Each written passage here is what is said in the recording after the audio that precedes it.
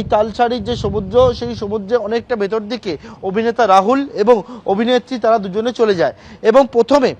সেই ক্যামেরার ফুটেজে পাওয়া যাচ্ছে অভিনেত্রী তিনি হচ্ছেন পড়ে যান প্রথমে এবং পড়ে যাওয়ার পরবর্তীকালে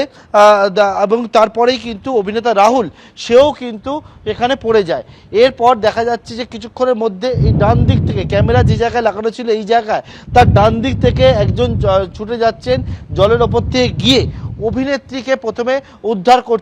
করে পাশে একটা বোট ছিল সেই বোটে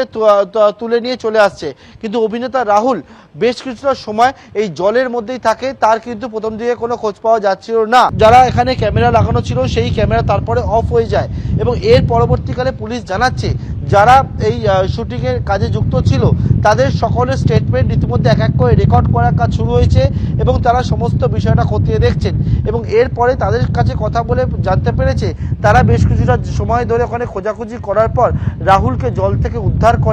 উদ্ধার করে নিয়ে আসার পর হাসপাতালে নিয়ে যায়। হাসপাতালে নিয়ে গেলে চিকিৎসকরা মৃত বলে জানায়।